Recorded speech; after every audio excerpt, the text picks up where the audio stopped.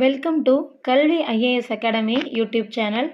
15th December 2023 Tamil current affairs analysis பார்க்க போகிறோம்.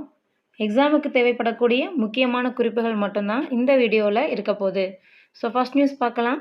புகைக்குப்பிகள் விவகாரம் நாடாளுமன்றத்தில் கடும் அமளி. ஸோ இது என்ன நியூஸ் அப்படின்னா, நாடாளுமன்றத்தில் புகை குண்டு வீசப்பட்டுச்சு. 22 ஆண்டுகளுக்கு பிறகு 2001ஆம் ஆண்டு ஏற்பட்டது போலவே தற்பொழுது புகை குண்டு வீசப்பட்டுள்ளது. ஸோ இது குறித்து பாருங்க, மக்களவைக்குள்ள அத்துமீறி நுழைந்த இருவர் புகை குப்பைகளை வீசிய சம்பவம் தொடர்பாக பிரதமர் மோடி மற்றும் மத்திய உள்துறை அமைச்சர் அமித்ஷா ஆகியோர் விளக்கமளிக்க வலியுறுத்தி நாடாளுமன்றத்தின் இரு அவைகளிலும் எதிர்க்கட்சி எம்பிக்கள் வியாழக்கிழமை கடும் அமளியில் ஈடுபட்டனர். ஸோ அதனால தான் இந்த இடைநீக்கம் ஏற்பட்டிருக்கு. ஸோ அது மட்டும் இல்லை, எக்ஸாமுக்கு தேவைப்படக்கூடிய ஒரு விஷயம் இருக்குது. நாடாளுமன்ற வளாகத்தின் பாதுகாவலர் யார்? இது ரொம்பவே ஒரு முக்கியமான கொஸ்டின். யார் அப்படின்னு சொன்னால் அதுக்கான பதிலும் இந்த இதிலே கொடுத்துருக்காங்க. கொஞ்சம் கவனமாக பாருங்கள். நாடாளுமன்ற வளாகத்தின் பாதுகாவலர் என்ற முறையில் அனைவரது பாதுகாப்பையும் உறுதிப்படுத்துவது எனது பொறுப்பு என்று மக்களவைத் தலைவர் ஓம் பிர்லா தெரிவித்தார். ஸோ நாடாளுமன்ற வளாகத்தோட பாதுகாவலர் யார் அப்படின்னா மக்களவைத் தலைவர் தான். தற்போதைய மக்களவைத் தலைவரின் பெயர் ஓம் பிர்லா. ஞாபகம் வச்சுக்கோங்க, எக்ஸாமுக்கு தேவைப்படக்கூடிய ஒரு விஷயம். Next news. ஆராய்ச்சி தொழில் மேம்பாட்டின் சர்வதேச தலைநகராக தமிழ்நாடு மாறும் என்று அமைச்சர் TRP ராஜா தெரிவித்துள்ளார். மாநில அரசு மேற்கொண்டு வரும் முயற்சிகளின் காரணமாக சர்வதேச ஆராய்ச்சி தொழில் மேம்பாட்டின் தலைநகரமாக தமிழ்நாடு விரைவில் மாறும் என்று தொழில்துறை அமைச்சர் TRP ராஜா கூறியுள்ளார். ஸோ தமிழ்நாடு பற்றின நியூஸ் எக்ஸாமுக்கு ரொம்ப முக்கியமானது. தமிழ்நாடு கரண்ட் அஃபேர்ஸும் ரொம்ப முக்கியமானது. அதை கொஞ்சம் ஃபாலோ பண்ணி வச்சுக்கோங்க. Next news. வளர்ச்சி இந்தியா லட்சிய பயணம் 2 கோடி பேர் பங்கேற்பு. மத்திய அரசின் வளர்ச்சி இந்தியா லட்சிய பயணத்தில் நாடு முழுவதும் பங்கேற்றவர்களின் எண்ணிக்கை 2 கோடியை கடந்துள்ளது. வளர்ச்சி இந்தியா லட்சிய பயணம் அப்படின்னு சொல்கிறது என்ன அப்படின்னா, அரசோட ஒரு முக்கியமான முன்னெடுப்பு. 100% மக்களையும் சென்றடைகிறது தான் இந்த பயணத்தோட நோக்கம். நெக்ஸ்ட் நியூஸ் பார்க்கலாம். புதைபடிவ எரிபொருள் எரிசக்தியும் இந்தியாவிற்கு அவசியம் என்று குடியரசுத் தலைவர் திரௌபதி முர்மு அவர்கள் தெரிவிச்சிருக்காங்க.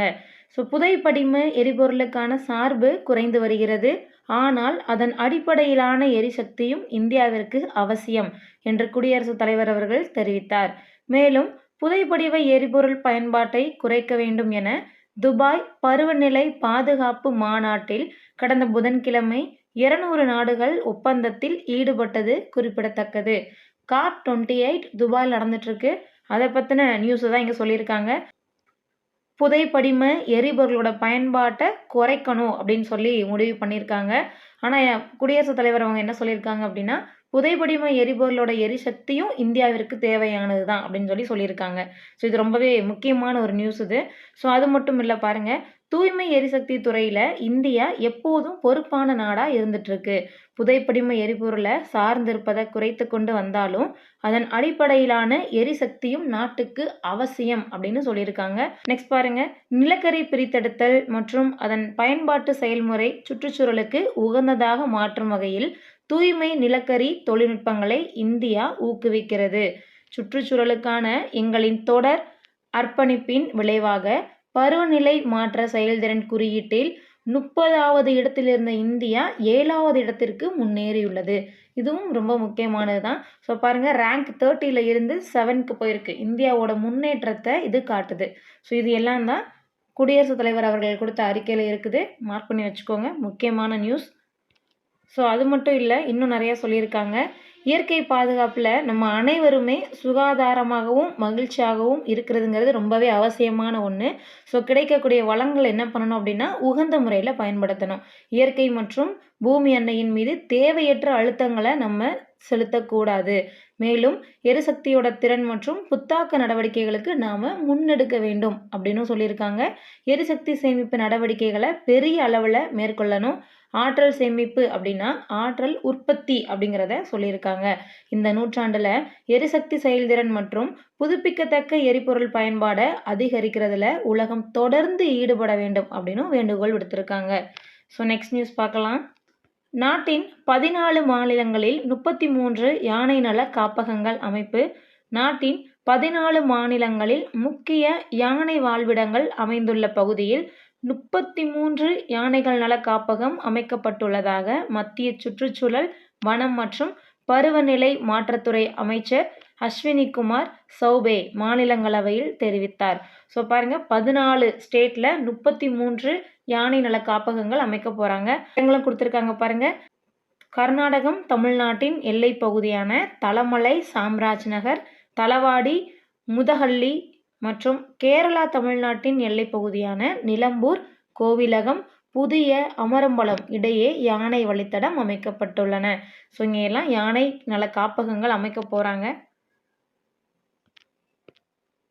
நெக்ஸ்ட் நியூஸ் பார்க்கலாம். நடப்பு நிதியாண்டில் இந்தியாவின் வளர்ச்சி 6.7% என்ற ஆசிய வளர்ச்சி வங்கி கணித்துள்ளது. ஸோ நடப்பு ஆண்டு அப்படின்னா இப்போ இருக்கக்கூடிய இந்த இயர் 2023 இருந்து 2024 financial year. So financial year அப்படின்னா ஏப்ரல் 1 இருந்து மார்ச் 31 வரைக்கும் இருக்கும். அதுதான் ஒரு ஃபினான்ஷியல் இயர். தமிழில் ஒரு நிதியாண்டுன்னு சொல்லுவோம். ஸோ இந்த காலகட்டத்தில் இந்தியாவோட மொத்த உள்நாட்டு உற்பத்தி ஜிடிபி இதோட வளர்ச்சி பார்த்தீங்க அப்படின்னா 6.7% வளர்ச்சி அடையும் அப்படின்னு ஆசியா வளர்ச்சி வங்கி, ஆசியன் டெவலப்மெண்ட் பேங்க் சொல்லியிருக்காங்க. முக்கியமான நியூஸ் எக்கனாமிக்ஸ் ஏரியாவில். நெக்ஸ்ட் நியூஸ் பாருங்கள், ஸ்போர்ட்ஸ் ஏரியா. இங்கிலாந்துடனான டெஸ்ட் வலுவான நிலையில் இந்தியா. இங்கிலாந்து மகளிருக்கு எதிரான டெஸ்ட் கிரிக்கெட்டில் இந்திய மகளிர் அணி முதல் நாள் முடிவில் 7 விக்கெட்டுகள் இழப்பிற்கு 410 ரன்கள் சேர்த்து வலுவான நிலையில் இருக்கிறது. நெக்ஸ்ட் நியூஸ், தென்னாப்பிரிக்காவிற்கு எதிராக 3வது T20 ஆட்டத்தில் இந்தியா 106 ரன்கள் வித்தியாசத்தில் ஜெயிச்சிருக்கு. ஸோ சூரியகுமார் அதிரடி சதம், இந்தியா வெற்றி. இதுதான் இந்த நியூஸ். நெக்ஸ்ட் பார்க்கலாம்.